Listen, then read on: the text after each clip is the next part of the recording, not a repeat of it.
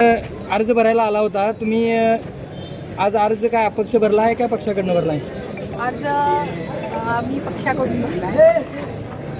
अण्णांच्या आणि शिवाभाऊंच्या आशीर्वादानं मी कुद्दूर मतदारसंघात जिल्हा परिषद म्हणून महिला सर्वसाधारण महिला म्हणून उमेदवारी अर्ज भरलेला आहे. या माध्यमातून आपण विकास दिशा काय आहे तुमची भविष्यात कुद्दूर मतदारसंघात? कुद्दूर मतदारसंघातच असं नाही, मी तालुक्यातच विकासाच्या संबंधानं मी सांगते. गेली 15 वर्ष 20 वर्ष मी जिल्हा परिषदमध्ये काम करत आहे. मध्यंतरी मी महिला बालकल्याण सभापती म्हणून काम केलेलं आहे. त्या माध्यमातून महिलांचं सक्षमीकरण आणि मुली महिला सक्षमीकरण तालुक्यातील पूर्ण तालुक्यातील महिला सक्षम झाल्या पाहिजे, मुलींचा अभ्यास विकास झाला पाहिजे.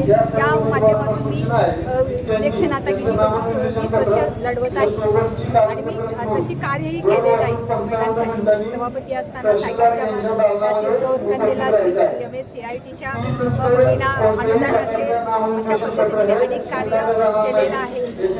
तालुक्यातील बऱ्याच संस्थांना मंदिरांना निधी दिलेला आहे, रस्त्यांची कामं केली आहे, गटरची कामं केली आहेत, शैक्षणिक अनेक कार्य केलेले आहे. आणि आता इथून पुढेही अण्णांच्या आणि भाऊंच्या विचारांचा वारसा घेऊन मी या निवडणुकीला सामोरे जात आहे. कुद्दूर मतदारसंघात विकासाची दृष्टी काय असणार आहे? कुद्दूर मतदारसंघात तसं म्हटलं तर ते मतदारसंघ आता मला नवीनच आहे आणि आता येणारी त्या मतदारसंघात 33 गावं आहेत. त्या 33 गावाचा आराखडा मी आता अजून काही केलेलं नाही, पण जिथं जिथं काही माझी गरज म्हणजे जिल्हा परिषदच्या माध्यमातून जे काही विकास कामं करता येतील ती विकास कामं करण्याचा मी प्रयत्न करणार आहे. त्या आमच्या माध्यमातून मतदारांना काय आव्हान करलं तर सध्याचं?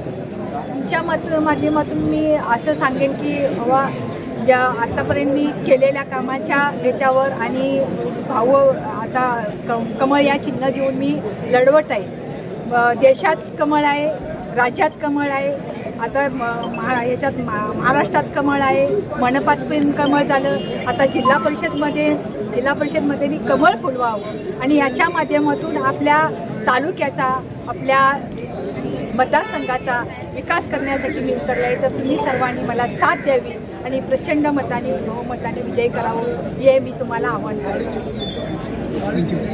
ओके.